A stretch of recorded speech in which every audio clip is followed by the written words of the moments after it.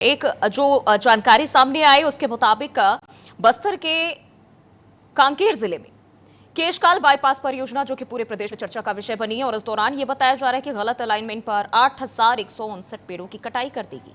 आप एक तरफ ये कह रहे हैं कि एक पेड़ मां के नाम और दूसरी तरफ इतनी तादाद में पेड़ काटे जाते हैं। अब इस जांच में सामने आया कि जिस क्षेत्र में पेड़ काटे गए इस सड़क के वास्तविक मार्ग का वो हिस्सा नहीं था। सवाल ये हो जाता है कि जो अधिकारी थे वो क्या कर रहे थे, उन्होंने क्यों नहीं जांच की। ये केवल कहने की बातें होती है, सब कागजों में ही सिमट के रह जाते हैं। जूही जी, मैं आपकी भी बात का जवाब दूंगा, अमर जी की भी बात का जवाब दूंगा और रिंकी जी की बात का भी जवाब दूंगा। मैं आपसे ही शुरुआत करता हूं। देखिए जूही जी, भारतीय जनता पार्टी और कांग्रेस में जो एक मूलतः अंतर है वो ये है कि अगर हमसे कोई गलती होती है, अगर कोई हम में समस्या है तो हम उसे छुपाते नहीं है। यहाँ पर ये गलती हुई है, अधिकारियों से करप्शन या जो भी मैं कहूंगा वो हुआ है, तो हमने इसे छुपाया नहीं है, ये हमने ही उजागर किया है। और अभी वो सारे जो अधिकारी हैं जो जिम्मेदार थे वो लाइन अटैच है। मई की ये घटना उजागर हुई है और अभी उन पर कार्यवाही की पूरी तैयारी हो रही है। दुखद घटना है, बिल्कुल दुखद घटना है, पहली बात। दूसरी बात, अमर जी ने आपको सारी तस्वीरें दिखाई रुई जी की कितने पेड़ काटे गए, मगर छत्तीसगढ़ का फॉरेस्ट रिजर्व बढ़ क्यों रहा है? 100 पेड़ काटे जा रहे हैं तो 300 पेड़ लगाए जा रहे हैं। उन 300 में से भी मैं ये मानता हूं 150 पेड़ मर रहे हैं, मगर 50 पेड़ जिंदा हैं। छत्तीसगढ़ का फॉरेस्ट रिजर्व बढ़ रहा है। हमें डेवलपमेंट चाहिए, मगर सस्टेनेबल डेवलपमेंट चाहिए। पेड़ कटाई होगी तभी तो भाई आपका ऑफिस बनेगा, हाईवे बनेगा, प्रोजेक्ट्स आएंगे।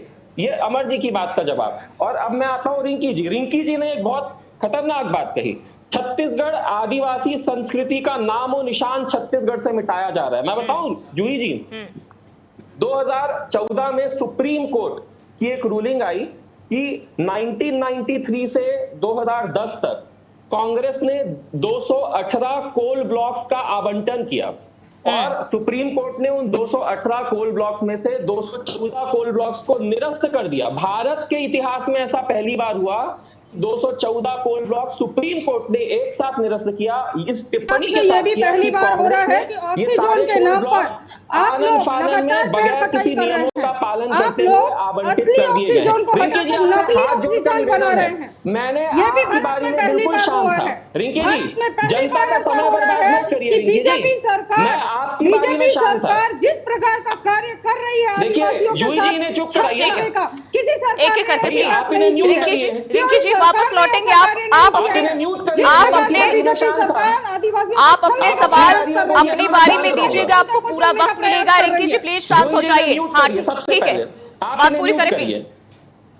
हाँ तो जूही जी देखिए, मैं हवाई बात बिल्कुल भी नहीं कहूंगा, ज्ञान बिल्कुल भी नहीं दूंगा। म्यूट करने की बात कर रहे हैं। आपको ये बताऊंगा कि पहले क्या होता था और आज हमारी सरकार क्या कर रही है। भाई चैलेंज तो है पर्यावरण। आपकी सरकार के आज हमारी सरकार ने जो कोल ब्लॉक्स के आवंटन के जो नियम है उन्हें बहुत स्ट्रिक्ट कर दिया है और यही कारण है। आप चेक कर लीजिएगा 2014 के बाद से 26 तक कितने कोल ब्लॉक्स।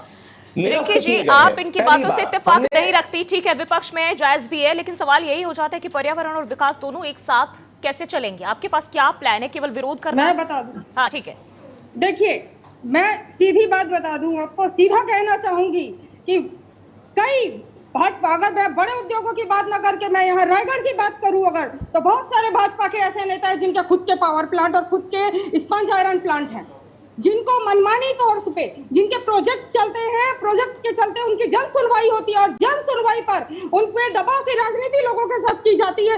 दबाव पर आकर जन सुनवाई कराई जाती है जो पर्यावरण विभाग के द्वारा मेल जोल करके उन्हें परमिशन दिया जाता है। औद्योगिकरण को इस प्रकार से बढ़ावा देने का इन लोग प्रयास करते हैं। क्या औद्योगिक विकास इसी पर रहेगा कि और यहाँ की जनता के जीने का और जनता के स्वास्थ्य से कोई लेना देना नहीं है? क्या विकास इसी पर चलेगा कि जनता के स्वास्थ्य को भी कुछ लेना देना है? ठीक है। जनता और आदिवासी जनता अगर नहीं चाह रही है कि हम अपनी जमीन दें तो उनकी बातें क्यों नहीं सुनी जाती है? क्यों ये भाजपा के सपोर्ट के द्वारा पर्यावरण विभाग मंजूरी देता है? क्या मंजूरी देने के बाद एक बार भी पर्यावरण विभाग निगरानी करता है क्या? रायगढ़ प्रदूषण नियंत्रण के लिए क्या बेस कार्यवाही, क्या अभी तक कोई कार्यवाही हुई है? कितने उद्योगों पर पर्यावरण मानकों के उल्लंघन पर कार्यवाही हुई है। पक्ष के अपने आपने, दावे, विपक्ष के प्रोजेक्ट- अपने तर्क है और जमीनी हकीकत क्या है ये भी हम लगातार लोगों को बता रहे हैं। बहुत बहुत शुक्रिया आप सभी मेहमानों हमारे साथ चर्चा में शामिल होने के लिए। तो देखिए इसी के साथ छत्तीसगढ़ जो आदिवासी बहुल इलाकों में आता है, राज्य में आता है, जहां इस वक्त आदिवासियों के लिए समस्या है, पलायन करने को मजबूर है, रोजगार की भी बात सामने आती है, लेकिन सवाल यही हो जाता है कि जिस विकास मॉडल की बात की जाती है क्या वो आदिवासियों के लिए उतना ही प्रभावी होगा जितना आम जनता के रोजगार के लिए निकल के सामने आती है। जिस तरह से जंगल का सफाया किया जा रहा है ये आदिवासियों के जीवन, संस्कृति हर तरफ से अगर देखें, हर लिहाज से कहीं न कहीं उनसे जुड़ा हुआ है, उनके लिए खतरा बना हुआ। वैसे में सवाल उठना लाजमी है। और इसी के साथ फिलहाल के लिए बस इतना ही। देश और दुनिया की तमाम खबरों के लिए बने रहिए हमारे साथ।